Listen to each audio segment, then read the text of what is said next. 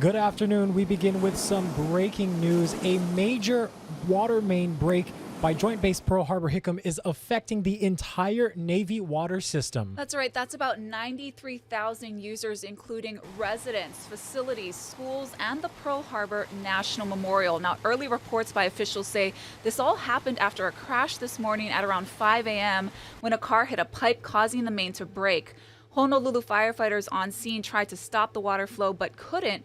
Now, this all comes on the same day the Navy was supposed to give an update on the first phase of its plan to defuel the Red Hill facility. That process is set to start on Monday. We sat down with Mahealani Richardson to discuss all of these developments before that announcement that they will be rescheduling that press availability, and here's what she had to say.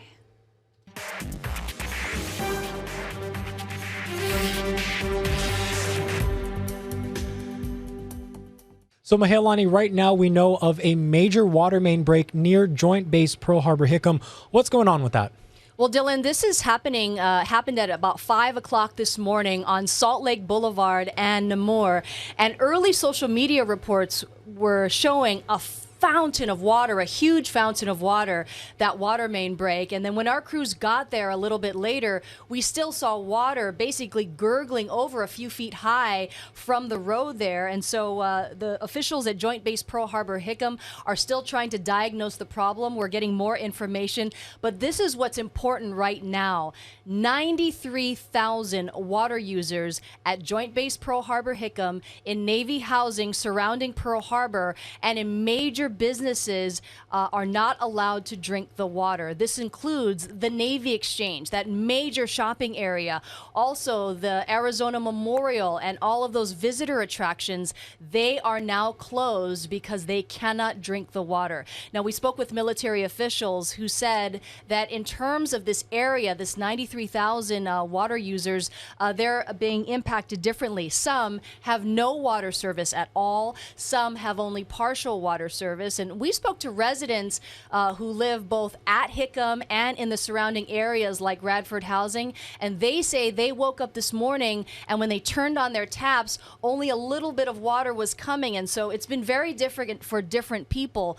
But one common denominator, Dylan, is that people feel that this is deja vu. You remember that last year around Thanksgiving, 93,000 water users were told not to drink the water, and they weren't allowed to drink the water for several months because of those Red Hill fuel leaks coming from those Red Hill fuel tanks. And it just so happens today that the military was supposed to give us a tour of those fuel tanks down at Joint Base Pearl Harbor Hickam because a defueling operation is set to begin. But earlier this morning, I spoke to a resident, Lou, who lives at Radford Housing, and she is very frustrated, very angry that they can't drink the water. And here's what she had to say. My gut reaction is, is this happening all over again? Are we going to continue to have leaks everywhere to where we're going to be, if we're not still contaminated, we're going to be contaminated again? How can we trust that the defueling process is going to go without another leak when, we keep having sporadic things happening to make the water or the sewage or whatever leaking everywhere? And I think everybody's concerned that when the defueling process does start, that's then going to cause another leak.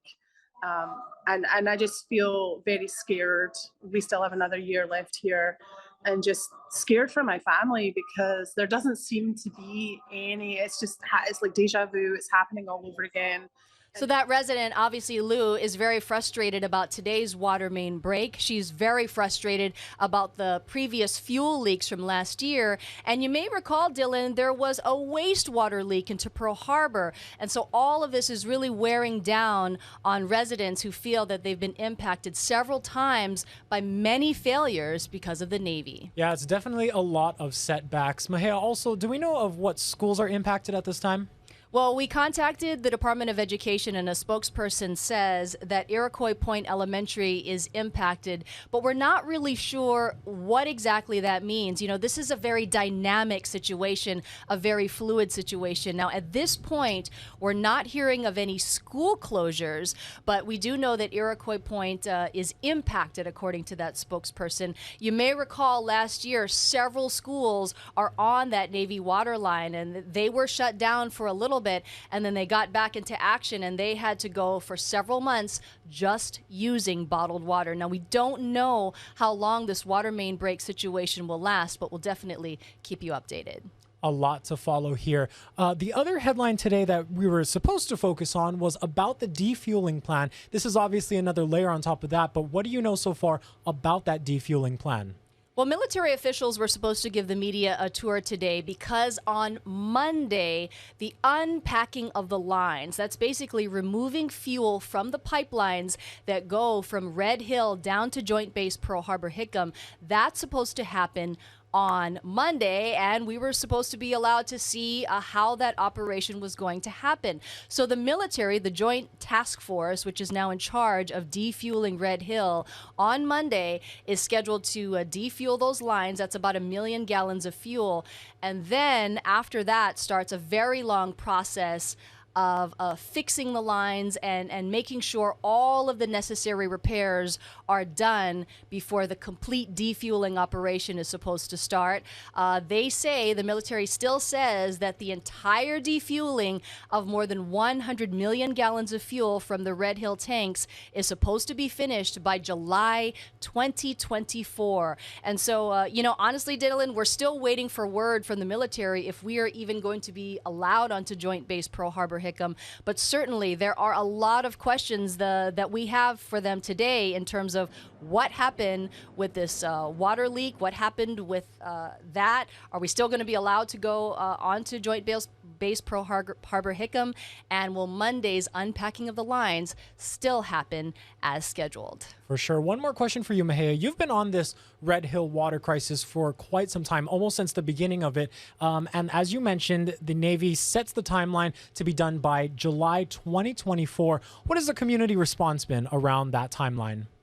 Well, that timeline by the Navy was actually shortened by 6 months. If you talk to folks like the Oahu Water Protectors, they say that Red Hill needs to be defueled now because that 100 million gallons of fuel is sitting 100 feet above the aquifer.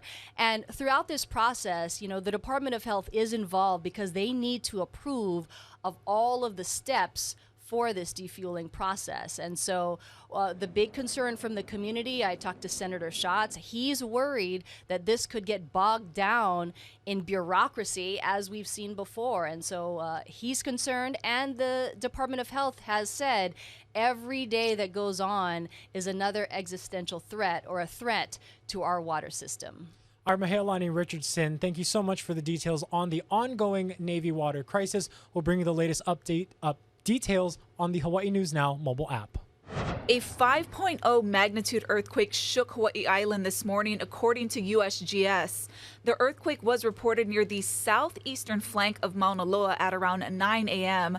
Officials said there is no tsunami threat following the quake. Aftershocks continued to shake the area following the large quake. This comes as Hawaiian Volcano Observatory scientists have been monitoring increased seismic activity beneath the summit of Mauna Loa. In a daily update posted today at around 8:30 a.m., HVO scientists said Mauna Loa is not erupting and there are no signs of an imminent eruption at this time. A district court judge has blocked Honolulu's new short-term rental law. The Star Advertiser reports that the city cannot enforce the bill, which increases the minimum stay from 30 days up to 90 days. It was signed into law in April and was set to go into effect in just over a week. A group filed a lawsuit claiming the law is unconstitutional. Mayor Rick Blangiardi says he is disappointed in the ruling and will respond further soon. Disturbing allegations portray an Oahu foster home as a crime scene where 2 girls suffered years of physical and sexual abuse. A man is facing child pornography charges, and prosecutors say he used the girls' hunger to exploit them. Rick Desog has the story. Federal prosecutors detailed the allegations against Bryson Bulamahoy in newly filed documents. They say he moved back to his parents' home in Aiea in 2016. They were foster parents to 2 girls. One was 8 years old at the time, the other just 6. They were physically and sexually abused. The court filings describe the abuse the children allegedly suffered. The feds say one of the foster parents, quote, withheld food from the young girls. They also say Bulamahoy, quote, would give them food, but in exchange, he sexually molested them. Authorities allege he molested the girls for nearly 6 years. This is almost a definition of insanity in a way. You're thinking, how many times have we seen this happen? Children are taken from one family, they're put in a foster home, they're adopted, and then the children are victims of a crime. Right now, Mahoy is in federal custody. Although he has a detention hearing on Monday, federal prosecutors will likely ask that he be kept behind bars at least until his trial. The feds have charged him with producing and possessing child pornography for the nude videos he allegedly took of the 2 girls. But lawyers say more serious charges may follow. And they may discover, after looking at his various electronic devices, cell phones, surveillance cameras, anything like that, if he's also been recording things and storing them elsewhere. Mahoy's court-appointed attorney declined comment. We also reached out to the State Department of Human Services, which oversees the state foster care system, but they had no immediate response. Rick Daysog, Hawaii News Now. Police in Raleigh, North Carolina say a 15-year-old boy suspected of killing 5 people, including an off-duty police officer, remains in critical condition. The suspect was on the run for hours before he was cornered by police in a home and arrested. Elise Preston reports. Because we don't have answers as to why this tragedy occurred. As police in Raleigh work to establish a motive for Thursday's deadly shooting spree, North Carolina's capital city continues to grieve. There are several families in our community waking up this morning without their loved ones. Authorities say the alleged 15-year-old gunman terrorized a residential neighborhood over a 2-mile crime scene Thursday evening before he was taken into custody. No child, no grandparent, no one should feel this fear in their communities.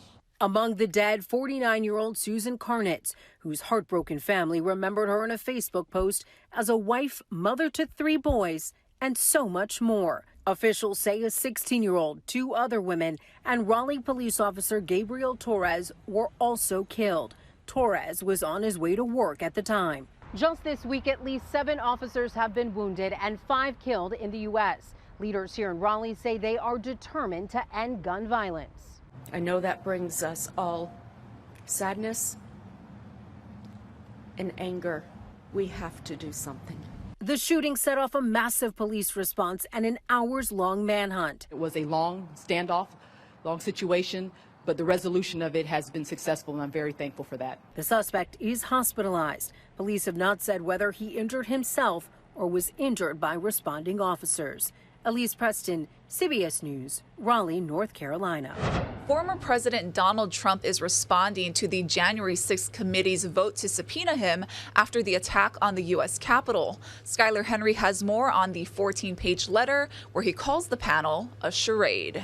How do you feel, Mr. Trump? Former President Donald Trump has responded to the January 6th committee's vote to issue a subpoena for his testimony and documents. In a 14-page letter sent to committee chairman Benny Thompson, the former president wrote about the anger and disappointment at the panel's actions, calling it a charade and witch hunt.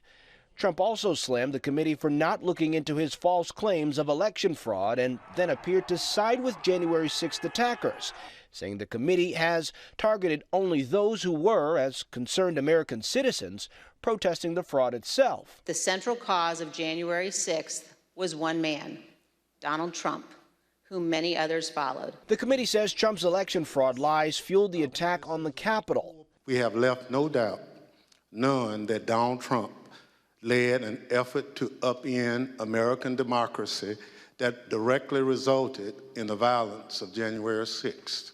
The committee reported that President Trump tried to come to the Capitol even as the attack was ongoing, but Secret Service agents stopped that from happening.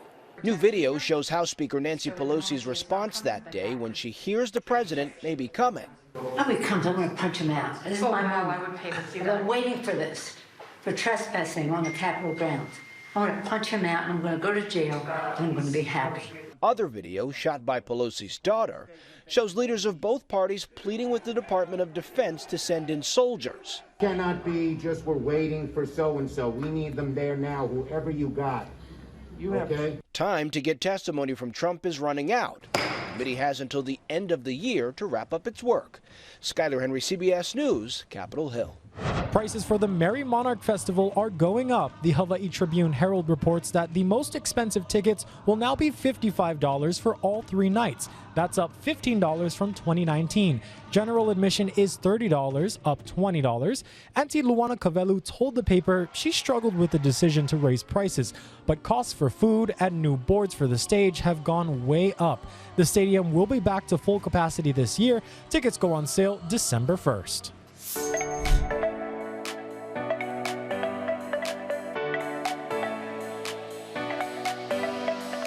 Now, Hawaii's modern-day laws are fairly progressive in protecting LGBTQ rights, but that wasn't always the case if you look at the island's history. Yeah, today we want to take you back to that chapter known as the Glades era, where drag performers couldn't walk the streets without fear of being beaten or arrested.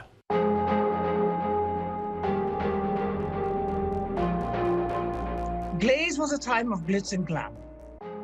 That's basically what it was. When Jareen Madayag entered the drag scene in the late 70s, the Glades nightclub was a safe haven. The club's energy was just so, it was vibrant. I walked in that club when I was 17 years old. It was like we were in our own little world in that point, because when we were outside of the club, it was different. Inside the club, Hawaii's premier female impersonators took the stage in multiple shows a week. And then as you walk in, the bar is on the left, and if you look straight ahead, the stage is there, and it's this huge, huge stage, 2 stories, 2 levels. It was the epitome of glamour and fantasy, but outside, the performers were walking targets. Even though everything is glitz and glamour, everything is beautiful and everything, you have to realize that what you see is on the inside is not really what you see on the outside. Sometimes the police were doing the harassing. The girls talked about that, how they would get hit on the back of the legs, back of the head with the bully sticks. Connie Flores is a filmmaker in the midst of a nearly 20-year project putting together a documentary on the Glades era. It was a hard time. I have old pictures of signage, pool halls around in the area that say no mahus allowed in this restaurant. So was the oppression real? Yes. You got to remember, this is a time period of civil rights for blacks. And yet we have this going on right here in Hawaii within our own indigenous culture of mahus in Hawaii. So it was a very sad time and a very hard time. Drag performers faced jail time and hefty fines under the Intent to Deceive law of 1963. They were forced to wear a button labeling themselves as a boy, and authorities even tried to contain them within specific blocks of Chinatown. For mahus, as you know, it was like, you don't have job security, there's so much discrimination, you can't even get an apartment. So a lot of homeless, a lot of prostitution, and if you can get a job somewhere, it's like, thank you, God. Offstage, performers were viewed as outcasts of society, relegated to life on the streets, prostitution, and violent attacks. I could say at least 3 times when I was out there. I've had one of my real close girlfriends who got beat up so bad that she ended up in the hospital with a broken jaw, and it was bad. It was bad. The Intent to Deceive law was repealed in 1972. The buttons from that era, now a symbol of past oppression. It's just crazy the things that we had to avoid or had to run away from back then. I mean, we've come a long way. We still have a long ways to go, but we've come a long ways from what we had before. We have a lot to learn from this Mahu community, you know, and it's just, it's important. Yes, it can happen again, and history repeats itself. And if we don't teach our generations today what was, it will repeat itself again.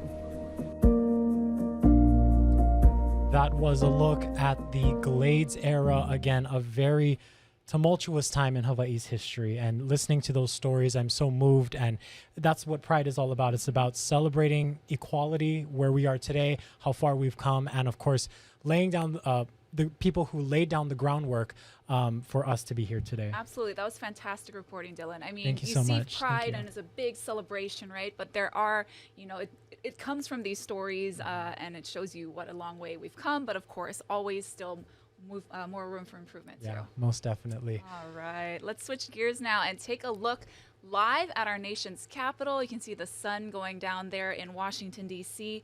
The temperature 65 degrees, but let's see what's in store for us this weekend. Our friend Guy Hagi is off, so here's Billy V.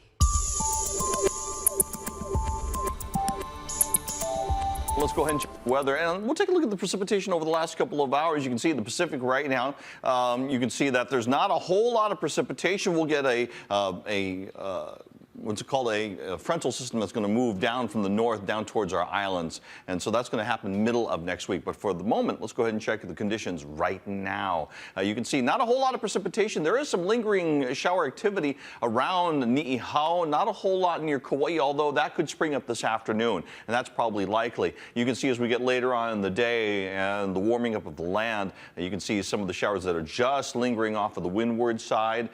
Same for Maui and Molokai. Not so much, maybe a little bit drier there. Upslope from Kona, that's more in the interior parts of the island, but pretty quiet there on Hawaii Island as well. So what you can expect today, light winds, spotty showers, variable winds 5 to 15 miles per hour. And once again, your daytime high, 87 degrees. All right, let's see what the internet is talking about today. And in fact, it's some sad news from the entertainment world as actor Robbie Coltrane has died. He's perhaps best known for portraying Hagrid in the Harry Potter series, but the Scottish actor enjoyed over 40 years in the industry, including a recurring role in the James Bond series in the 90s. Coltrane was 72 years old. And now time for some good news. In a world where robots are taking over many jobs, a competition in Switzerland wants to make sure the hotel industry keeps its human touch. Here's Ian Lee.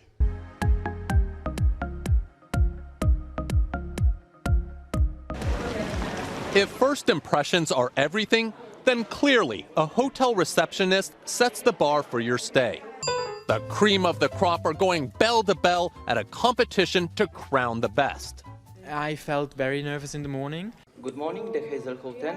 David speaking. Eager receptionists from around the world descend on the set of a fake hotel in Switzerland for the 4-day contest. Need any assistance with your luggage, sir? Or with your car? Tim Oberly is a local boy, putting his people skills to the test.